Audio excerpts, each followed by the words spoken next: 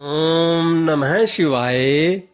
देव जलंधर युद्ध कथा 15वां अध्याय पंचम खंड श्री रुद्र संहिता शिव महापुराण। सनत कुमार जी बोले, हे महर्षि, एक दिन की बात है। असुर राज जलंधर अपने दरबारियों एवं मंत्रियों के साथ अपनी राजसभा में विराजमान था। तभी वहां असुरों के महान गुरु शुक्राचार्य पधारे। वे परम कांतिमान थे और उनके तेज से सब दिशाएं प्रकाशित हो रही थी। शुक्राचार्य को वहां आया देखकर जलंधर राज सिंहासन से उठा और आदर पूर्वक अपने गुरु को नमस्कार करने लगा।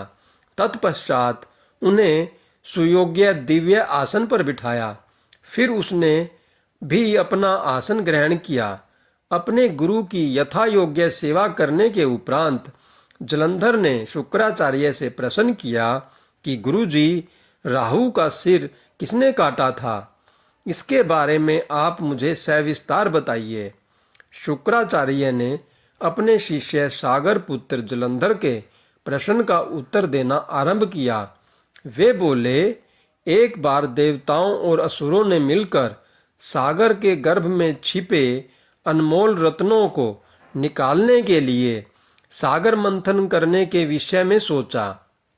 इस प्रकार दोनों असुरों व देवताओं में यह तय हुआ कि जो कुछ भी समुद्र मंथन से प्राप्त होगा उसे देवताओं और असुरों में आधा आधा बांट लिया जाएगा। तब दोनों ओर से देवता और असुर प्रसन्नतापूर्वक इस कार्य को पूरा करने में लग गए। समुद्र मंथन में बहुत से बहुमूल्य रत्न आदि प्राप्त हुए, जिसे देवताओं और असुरों ने आपस में बांट लिया। परंतु जब समुद्र मंथन द्वारा अमृत का कलश निकला तो राहु ने देवता का रूप धरकर अमृत पी लिया। यह जानते ही कि राहु ने अमृत पी लिया है, देवताओं के पक्षधर भगवान विष्णु ने राहु का सिर अपने सुदर्शन चक्र से काट दिया। यह सब उन्होंने देवराज इंद्र के बहकावे में आकर किया था। यह सुनते ही जलंधर के नेत्र क्रोध से लाल हो गए। उसने घस्मर नामक राक्षस का स्मरण किया, जो पल भर में ही वहां उपस्थित हो गया। जलंधर ने पूरा वृत्तांत घस्मर को बताते हुए इंद्र को बंदी बनाकर लाने का आदेश दे दिया। घस्मर जलंधर का वीर और पराक्रमी दूत था। वह आज्ञा पाते ही इंद्रदेव को लाने के लिए वहां से चला गया। देवराज इंद्र की सभा में पहुंचकर जलंधर के दूत ने अपने स्वामी का संदेश इंद्र को सुना दिया। वह बोला कि तुमने मेरे स्वामी जलंधर के पिता समुद्र देव का मंथन करके उनके सभी रत्नों को ले लिया है। तुम वह सभी रत्न लेकर और अपने अधीनस्थों के साथ मेरे स्वामी की शरण में चलो। घस्मर के वचन सुनकर देवराज इंद्र अत्यंत क्रोधित हो गए और बोले कि उस सागर ने मुझसे डरकर अपने अंदर सभी रत्नों को छुपा लिया था। उसने मेरे शत्रु असुरों की भी मदद की है और उनकी रक्षा की है। इसलिए मैंने समुद्र के कोष पर अपना अधिकार किया है। मैं किसी से नहीं डरता हूँ।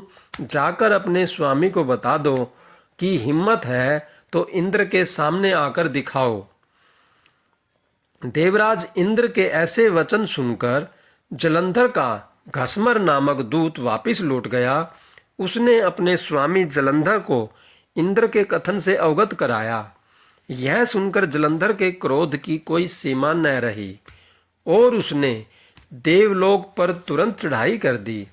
अपनी वीर पराक्रमी असुर सेना के साथ उसने देवराज इंद्र पर आक्रमण कर दिया। उनके युद्धों के बिगुल से पूरा इंद्रलोक गूंज उठा। चारों ओर भयानक युद्ध चल रहा था। मारकाट मची हुई थी। मृत सैनिकों को देवताओं के गुरु बृहस्पति और दैत्यों के गुरु शुक्राचार्य मृत संजीवनी से पुनः जीवित कर रहे थे।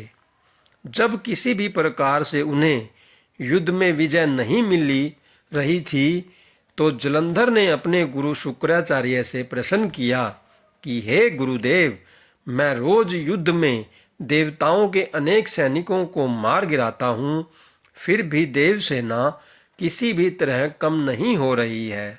मेरे द्वारा मारे गए सारे देवगण अगले दिन फिर से युद्ध करते हुए दिखते हैं। गुरुदेव, मृतों को जीवन देने वाली विद्या तो आपके पास है, फिर देवता कैसे जीवित हो जाते हैं?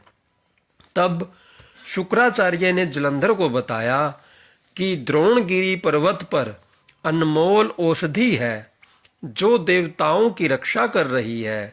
यदि तुम उन्हें हराना चाहते हो तो द्रोणगिरी को उखाड़ कर समुंदर में फेंक दो। अपने गुरु शुक्राचार्य की आज्ञा लेकर जलंधर द्रोण पर्वत की ओर चल दिया। वहां पहुंचकर उसने अपनी महापराक्रमी भुजाओं से द्रोण पर्वत को उठाकर समुंदर में फेंक दिया और पुनः जाकर देवसेना से युद्ध करने लगा। जलंधर ने अनेक देवताओं को अपने प्रहारों से घायल कर दिया और हजारों देवगणों को पलक झपकते ही मौत के घाट उतार दिया। जब देवगुरु बृहस्पति देवताओं के लिए औषधि लेने द्रोणगिरी पहुंचे तो पर्वत को अपने स्थान पर न देखकर बहुत आश्चर्यचकित हुए। वापस आकर उन्होंने देवराज इंद्र को इस विषय में बताया और आज्ञा दी कि यह युद्ध तुरंत रोक दिया जाए, क्योंकि अब तुम असुरराज जलंधर को नहीं जीत सकोगे। ऐसी स्थिति में प्राणों की रक्षा करना ही बुद्धिमता है। ओम नमः शिवाय। हर हर महादेव।